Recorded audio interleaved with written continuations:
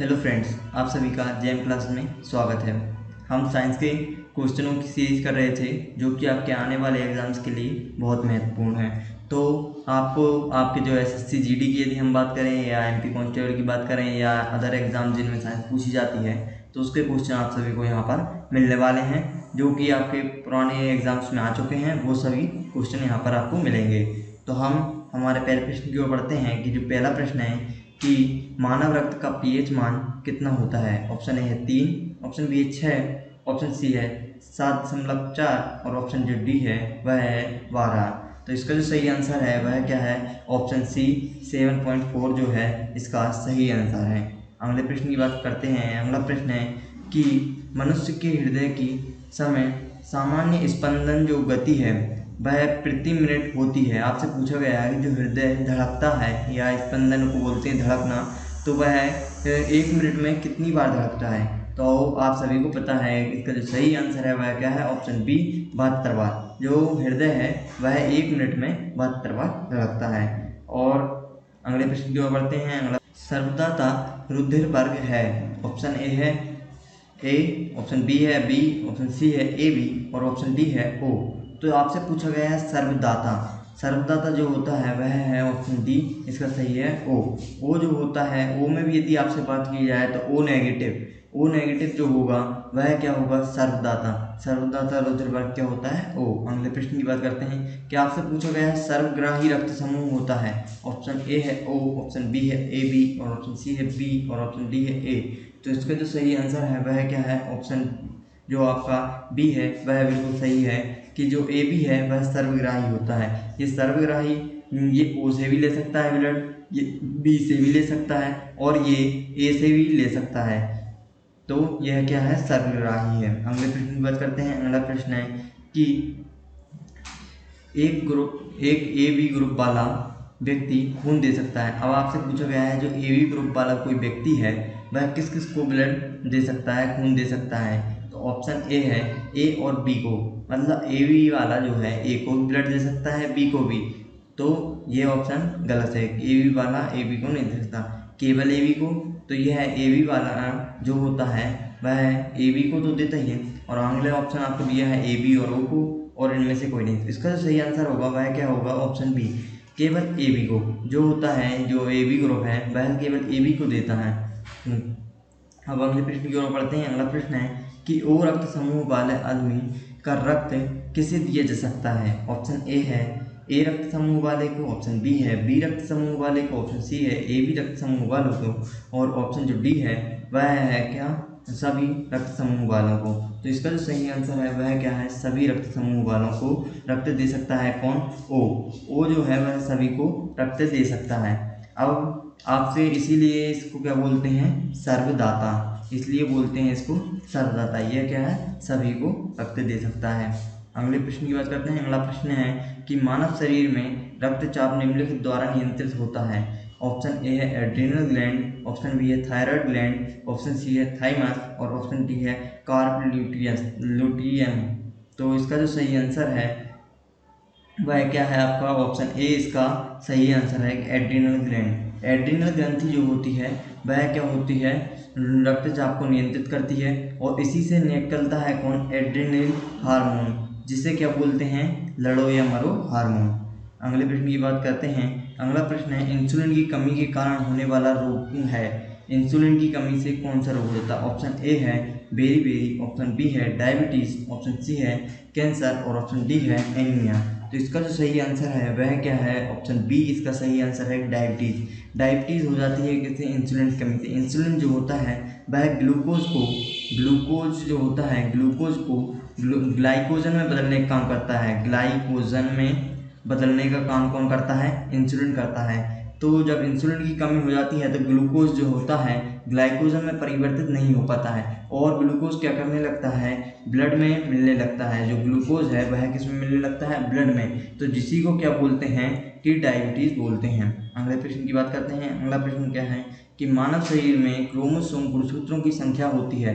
आपसे मानव शरीर में गुणसूत्रों की संख्या पूछी गई है। ऑप्शन ए है 40, ऑप्शन बी है 42, ऑप्शन सी है 44 और ऑप्शन जो डी है 46। तो इसका जो सही आंसर है वह क्या है? Option D 46।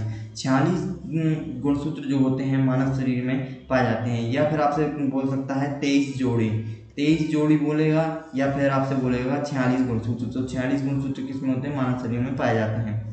अगले प्रश्न की बात करते हैं कि मानव मूत्र का पीएच मान कितना होता है? ऑप्शन ए है 5, ऑप्शन बी है 7, ऑप्शन सी है 6 और ऑप्शन डी है 8। तो इसका जो सही आंसर है वह क्या है? ऑप्शन सी 6। 6 जो होता है वह मानव मूत्र का पीएच मान होता है। और जो 7 होता है वह किसका है? जल का। जल का पीएच मान कितना होता है? शुद्ध जल का पीएच मान होता है क्या? 7।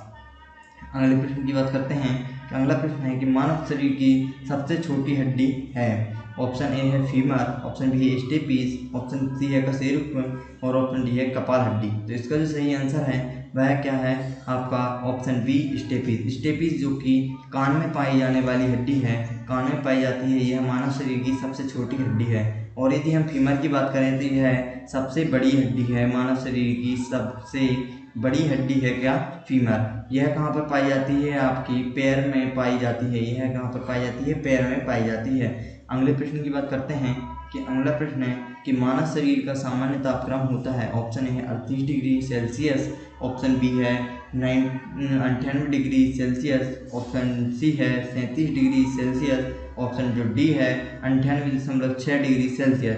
इसका जो सही आंसर है वह क्या है? Option C 37 degree Celsius. मानव शरीर का जो सामान्य तापमान होता है, तापक्रम होता है, वह कितना होता है? 37 डिग्री सेल्सियस। यदि आपको यही पूछा जाए फ़ारेनहाइट में तो वह क्या होता है? 98.6 डिग्री फ़ारेनहाइट जो होता है वह क्या होता है? मानव शरीर का जो सामान्य तापक्रम होता है। अगले प्रश्न की बात करते हैं। अगला प्रश्न है इंसुलिन स्रावित होती है। ऑप्शन ए है पेनक्रियाज में, अग्नाशय में, या ऑप्शन जो बी है पैराथायरॉयड में, ऑप्शन जो सी है आपका यकृत में या फिर लीवर में, और जो ऑप्शन डी है पिट्यूटरी में। तो इसका जो सही आंसर है वह क्या है? Option A pancreas. पेनक्रियाज मतलब अग्नाशय में जो है इंसुलिन का स्रावण होता है। अगले प्रश्न की बात करते हैं। अगला प्रश्न यहाँ पर दिया हुआ है कि लाल रक्त कण का निर्माण होता है। ऑप्शन ए है अस्थिमज्जा में, ऑप्शन बी है कि प्लीहा में, ऑप्शन सी है यकृत में, और ऑप्शन डी है कि हृदय में। इसका जो सही आंसर है वह क्या है? अस्थिमज्जा। ऑप्शन ए अस्थिमज्जा इसका सही आंसर है। लाल रक्त कण मतलब आरबीसी का जो निर्माण होता है वह कहाँ होता है? अस्थिमज्जा में होता है। अगले प्रश्न की बात करते हैं। एक वयस्क मनुष्य में रक्त की औसत मात्रा होती है। ऑप्शन ए है 3 से 4 लीटर, ऑप्शन बी है 4 से 5 लीटर, ऑप्शन सी है 5 से 6 लीटर, और ऑप्शन जो डी है 6 से 7 लीटर। तो इसका जो सही आंसर है वह क्या है? आपका ऑप्शन सी 5 से 6 लीटर जो है एक स्वस्थ जो वयस्क मनुष्य होता है उसमें रक्त की औसत मात्रा होती है। अगले प्रश्न की बात करते हैं कि लाल रक्त का आकार होता है गोलाकार, उत्तलाकार, अनियमिताकार, या इनमें से कोई नहीं। तो इसका जो सही आंसर है वह क्या है? आपका ऑप्शन ए गोलाकार। लाल रक्त कण का जो आकार होता है वह कैसा होता है? आपका गोलाकार होता है। अगले प्रश्न की बात करते हैं कि मनुष्य का सामान्य रक्तचाप होता है। आपसे मनुष्य का जो ब्लड प्रेशर रक्तचाप पूछा गया है कि 50/90, या फिर आपका होता है 120/80, और आपका यहाँ पर अगला ऑप्शन दिया हुआ है कि 100/50, या आपका दिया हुआ है 98/80। तो इसका जो सही आंसर है वह क्या है? आपका ऑप्शन बी 120/80 जो होता है वह क्या होता है? सामान्य रक्तचाप होता है। अगले प्रश्न की बात करते हैं कि अगला प्रश्न है रक्त को जमाने में कौन सा प्रोटीन काम आता है। तो आपको यहाँ पर ऑप्शन दिया हुआ है फाइब्रोनेजेन। तो इसका जो सही आंसर है वह क्या है? Option A फाइब्रोनेजेन। फाइब्रोनेजेन जो होता है रक्त को जमाने में सहायक होता है। अगले प्रश्न की बात करते हैं। अगले प्रश्न है कि शरीर में हीमोग्लोबिन का कार्य होता है। ऑक्सीजन का परिवहन, जीवाणुओं का नाश, रक्ताल्पता का निवारण, लोह का उपयोजन। तो इसका जो सही आंसर है वह क्या है? ऑप्शन ए ऑक्सीजन का परिवहन। जो हीमोग्लोबिन है वह क्या करता है? ऑक्सीजन का परिवहन करता है। अगले प्रश्न की बात करते हैं। अगला प्रश्न क्या है आपका? हीमोग्लोबिन की उपस्थित होता है। हीमोग्लोबिन में आपका क्या उपस्थित होता है? आपको यहाँ पर पूछा गया है कॉपर, कोबाल्ट, निकल या आयरन। तो इसका जो सही आंसर है वह क्या है? Option D iron. आयरन जो होता है वह हीमोग्लोबिन में उपस्थित होता है। यदि आप सभी को वीडियो पसंद आया है तो इसे लाइक करें, शेयर करें और सब्सक्राइब करें। Thank you.